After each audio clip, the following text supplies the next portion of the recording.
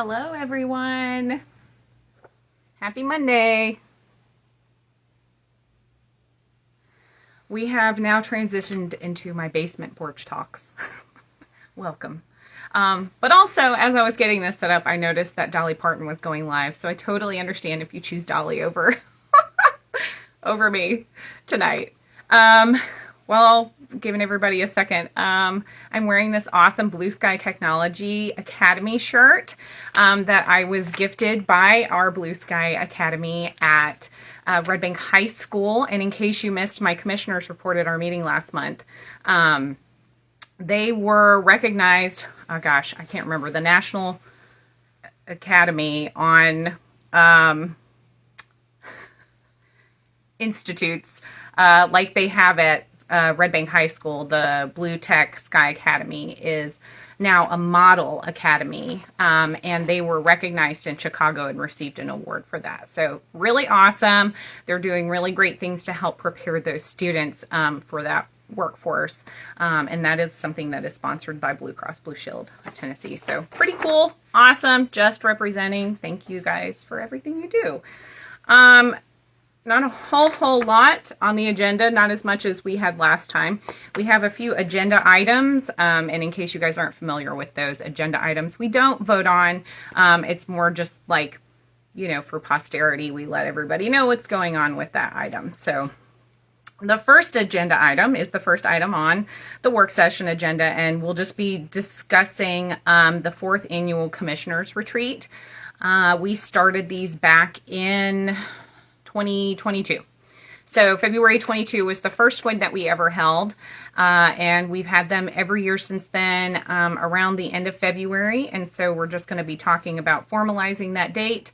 It's a day-long retreat for all of the commissioners. We talk about what our goals are going to be for that year. It helps our staff figure out how to start putting together their budget proposals, and it gives us a chance to just talk, you know, have more conversation together as a commission than we normally get to in like a regular meeting. These are open to the public.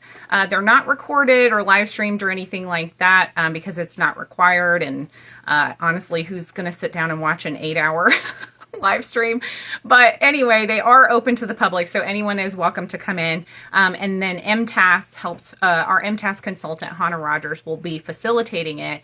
And then what comes out of it is a report that we do end up voting on in a regular meeting that contains all of the things that we talked about. We do a SWOT analysis. Any topics of import that we talk about or discuss are recorded, and so that gets adopted, and then anyone, you know, can go through and read that report after it's published. So yeah, anyway, that's all that is. Items number 2 and 3 are connected. They are the same applicant at the same address. So I'll just read those together. It's a public hearing and request for a special exceptions permit at 2405 Lyndon Avenue to allow for social gatherings. And then also a public hearing and request for a special exceptions permit at 2405 Lyndon Avenue to allow for Watchman residence. So actually, I know the gentleman who's applying for this. He had reached out to me some time ago. I've been talking to him probably about this on and off for at least a couple of years. I think it just took a while for him to get situated with this and figure out what that looks like. But at 2405 Lyndon Avenue, it's that long white building. It looks kind of like industrial, but he used to hold events there that were not legal. They were not permitted. So he got noticed on that. And so those events stopped. He used to have movie gatherings and I think like games and things like that. So he is looking to try to get a permit to allow for those kinds of events to happen again in that location. He had to do some things to bring the space up to code. And then the other piece to it is he's applying for a night watchman permit, which is really cool. This is something that's like in our, you know, ordinance that you can apply for this. But, you know, I think it's been a long time since that's been something that's been needed, but it is still allowed, basically where if you're living in a building that's not like a residential building, because of what the operations are there, you can apply for a night watchman permit so you can live on premise. So that is what Mr. McGregor is applying for, so that he can live on site there, and then also use that space for like larger gatherings and like community events and things. He was doing these things back in 2020, so I would love for him to be able to do them again. But we'll get to hear from him tomorrow. But it is public hearing, so if you do have any thoughts about that or comments or questions, you can come to the 6 o'clock meeting, and there will be public hearings on those things.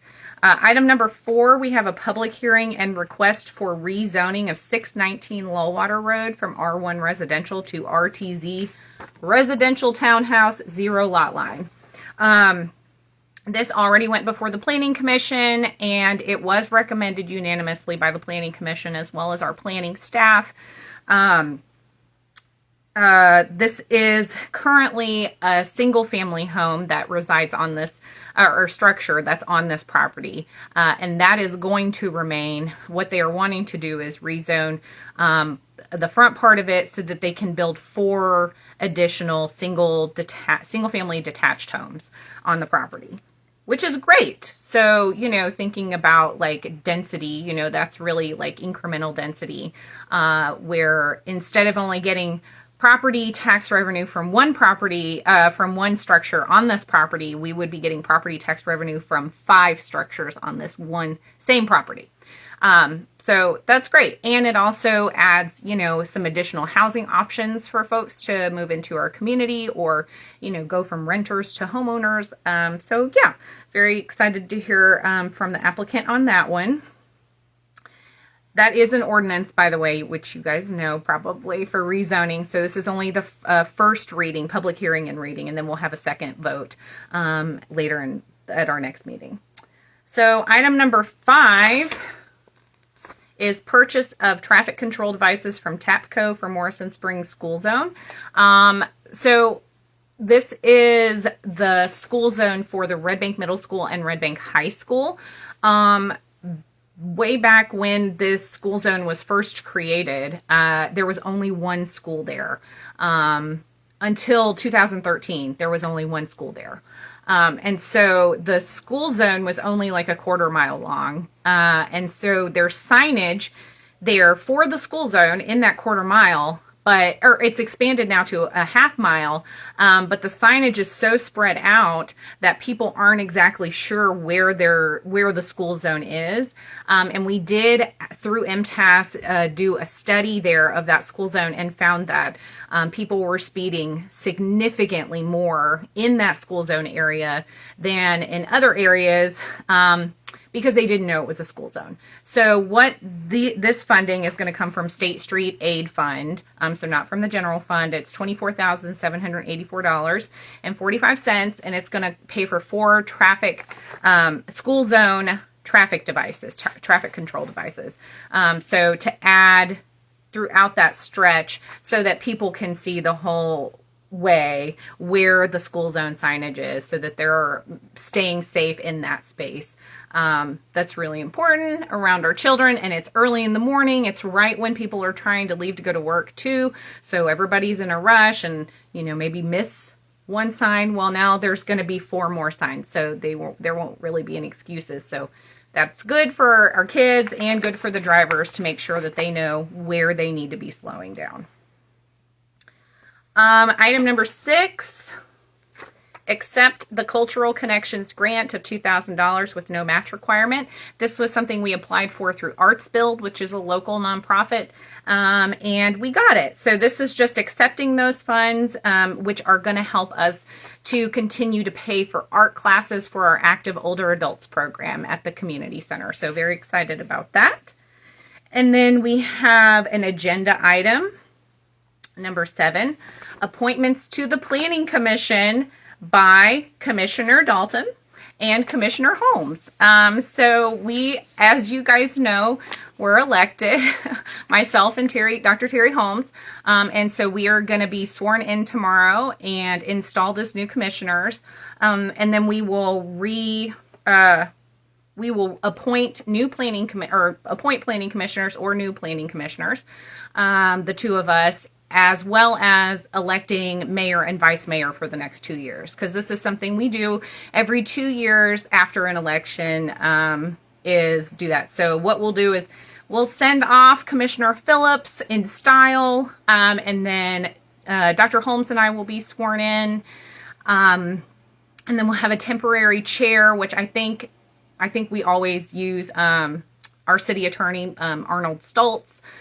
So he'll kind of temporarily chair the meeting, and then to have elections for mayor and vice mayor. And then the mayor and vice mayor, will take their seats, so to speak, and then we'll continue on with our regular agenda. So, and that will include item number 8.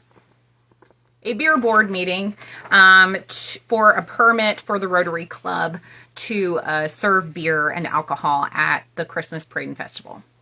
And yeah, that's it. You can see all this fun stuff. It's like staff presentations, comments from outgoing commissioner, installation of newly elected commissioners, oaths of office, blah. It's a whole thing. So be prepared if you do come to the meeting tomorrow at 6 that you will have to go through that extra process at the beginning of the meeting. And so we won't necessarily get started with actual agenda items. I don't know how long it will take. Maybe 30 minutes, maybe 20, 30 minutes. Anyway, so yeah, that's it. Any questions, friends? If not, I'll let you guys go and then hope to see you tomorrow at 6. I'm excited to renew my oath of office and to welcome Dr. Holmes to our commission. So awesome. I hope to see you guys tomorrow night.